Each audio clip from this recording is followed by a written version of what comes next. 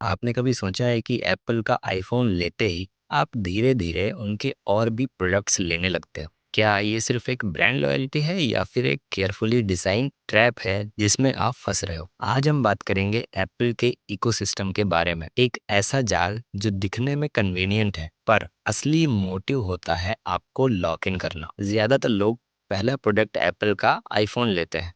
Stylish design, smooth interface और Apple का brand value सब कुछ प्रीमियम फील होता है। पर असली गेम तब शुरू होता है जब आपको पता चलता है कि एयर ड्रॉप सिर्फ एप्पल टू एप्पल काम करता है। आई मैसेजेस एंड्रॉयड यूजर के साथ ग्रीन बबल दिखाता है। फेस टाइम सिर्फ एप्पल इकोसिस्टम में सीमलेसली चलता है। और फिर धीरे धीरे आपको लगता है अगर मेरे पास मैक होता तो फाइल ट्रांसफर और इजी हो जाता। या फिर एप्पल वॉच तो सिर्फ आईफोन के साथ काम करती है। समझ रहे हो ना? एक डिवाइस से दूसरे डिवाइस की जरूरत एप्पल खुद क्रिएट करता है। अब एप्पल का कहना है कि ये इकोसिस्टम आपके लिए है ताकि सब कुछ सेमलेसली सिंक हो जाए। एप्पल की बात सही भी है। ICloud, Handoff, AirDrop, iMessages, सब कुछ मैजिकल लगता है। बट थिंक अबाउट इट, ये मैजिक सिर्फ तब तक है जब तक आप एप्पल के इकोसिस्टम के अंदर हो। जैसे ही आप एंड्रॉयड या विंडोज़ की तरफ देखते हो पूरा सिस्टम ब्रेकडाउन होने लगता है। आपकी फोटोज आईक्लाउड में लॉग्ड है, आपके नोट्स एप्पल नोट्स में रेस्ट्रिक्टेड है, आपके कैलेंडर्स, रिमाइंडर्स, पासवर्ड सब कुछ एक ही इकोसिस्टम में बंद है। ये है डिजिटल कैप्टिविटी, एक गोल्डन पिंजड़ा जिसमें आप फंसे हुए हो। एप्पल का एक ही मोटो है, कस्टमर को इतना डीपली इंटीग्रेट करो कि वो कभी एस्केप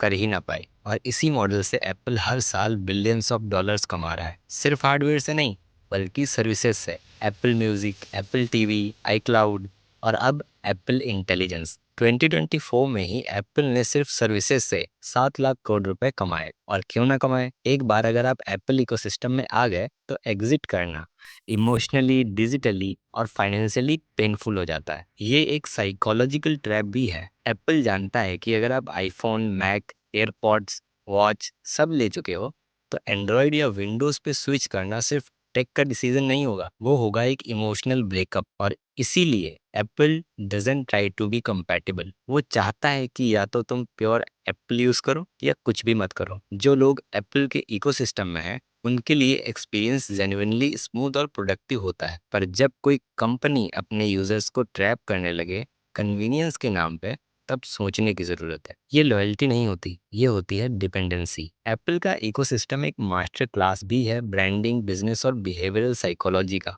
एक इकोसिस्टम जो आपको अट्रैक्ट करता है, इंटीग्रेट करता है और फिर स्लोली ट्रैप कर लेता है। आपको कभी लगता भी नहीं कि आप एक ट्रैप में हो, क्योंकि वो ट्रैप इतना शाइनी, स्मूथ और ब्यूटीफुल होता है, जैसे एक गोल्डन केज। इसमें सब कुछ है एक्सेप्ट फ्रीडम। तो अगली बार जब आप एप्पल का एक नया डिवाइस कंसीडर करो, बस ये सोच लेना क्या आप अपनी चॉइस से एप्पल चूज कर रहे हो या एप्पल ने आपकी चॉइस ही एलिमिनेट कर दी है। अगर आप भी एप्पल इकोसिस्टम में फंसे हुए हैं या एस्केप कर चुके हो, कमेंट में अपना एक्सपीरियंस ज़रूर शेयर करो।